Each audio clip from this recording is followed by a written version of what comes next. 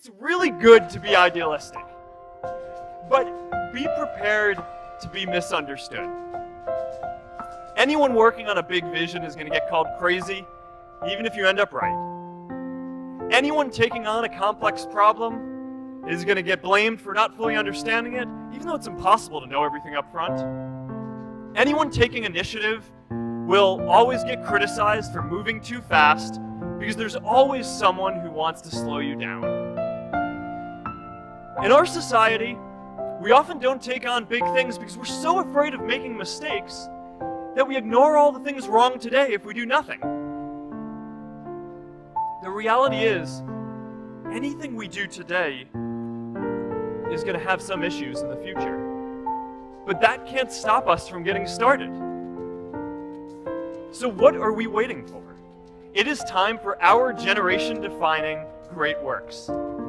How about stopping climate change before we destroy the planet and getting millions of people involved, manufacturing and installing solar panels? How about curing all diseases and getting people involved by asking volunteers to share their health data, track their health data, and share their genomes?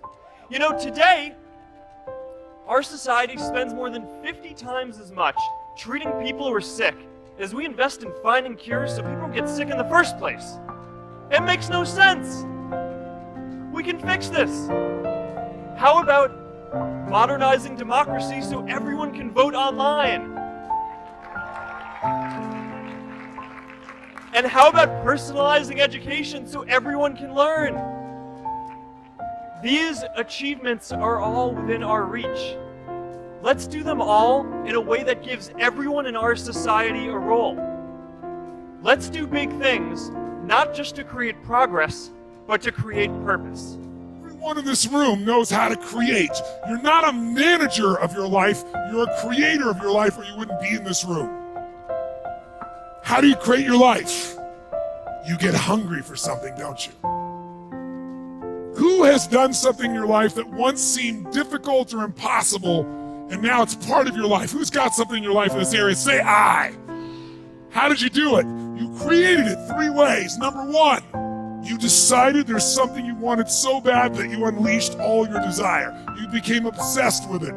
If it was a business or a car or a relationship or a transformation in your body, if there's something you once envisioned and now it's real, it's because you didn't just envision it, you brought so much emotion to it that now it's in your life. It was once a dream, it was once a goal, and now it's in your life. How many have something like that in your life now? Say I.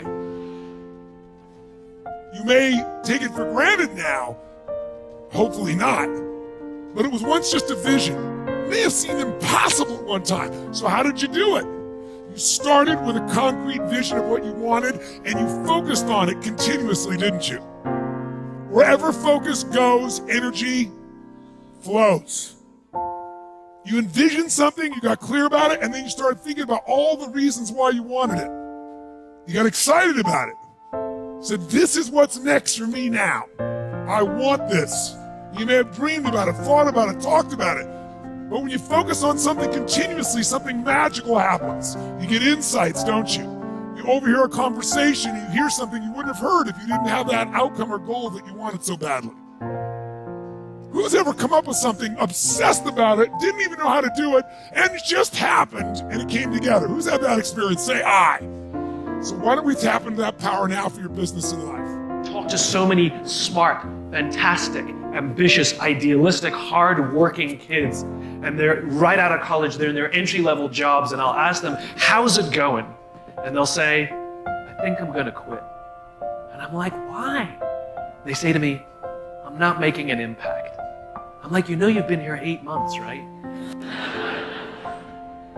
They treat the sense of fulfillment or even love like it's a scavenger hunt, like it's something you look for. My millennial friends, they've gone through so many jobs. They're either getting fired, I mean, it was mutual, or they're quitting because they're not making an impact, or they're not finding the thing they're looking for, or they're not feeling fulfilled, as if it's a scavenger hunt. Love, a job you find joy from, is not something you discover. It's not like, I found love. Here it is. I found a job I love. That's not how it works. Both of those things require hard work. You are in love because you work very hard every single day of your life to stay in love. You find a job that brings you ultimate joy because you work hard every single day to serve those around you, and you maintain that joy. It's not a discovery. But the problem is the sense of impatience. It's as if an entire generation is standing at the foot of a mountain. They know exactly what they want. They can see the summit. What they can't see is the mountain. This large, immovable object. That doesn't mean you have to do your time. That's not what I'm talking about. Take a helicopter climb, I don't care. But there's still a mountain. Life, career fulfillment, relationships are journeys. The problem is, this entire generation has an institutionalized sense of impatience. And do they have the patience to go on the journey to maintain love, to feel fulfilled? Or do they just quit and on to the next, dump and on to the next, ghost and on to the next? Having vision may be what gets you past the problem. My argument has often been that if you look at the stars all the time, you will stumble over the pothole in the ground because you're not looking where you're walking.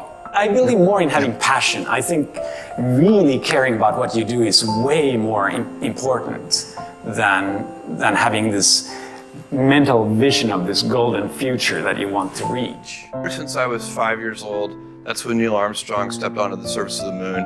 I've been kind of passionate about space, rockets, rocket engines, space travel. I became a science fiction reader. And I've always known that I wanted to, do something having to do with space. And I've spent a lot of time thinking about it for really almost my whole life. And that's one of the things. You guys will find that you have passions. And having a passion is a gift. I think we all have passions. And you don't get to choose them. They pick you. But you have to be alert to them. You have to be looking for them. And when you find your passion, it's a fantastic gift for you because it gives you direction, it gives you purpose.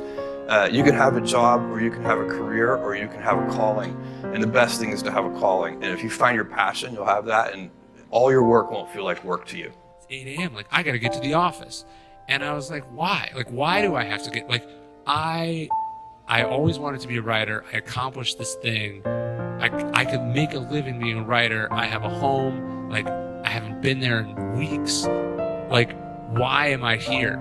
And I was like, I was here because I just said yes, and I didn't think about I didn't actually weigh the pros and cons of this scenario. And again, it's sometimes you got to do what you don't want to do to figure out what you want to do. But it was I'd sort of distanced myself from a lot of things, and I'd gotten my life in a good place, and then someone called me and offered me money on the phone, and I said yes. Right. Because it's so hard to say, it's so hard to say no to stuff. Especially if you're a doer, it's so hard to say I want to do this, but I also want to do that. I have to choose. Right. It's easy to say I'm going to try to do both at the same time.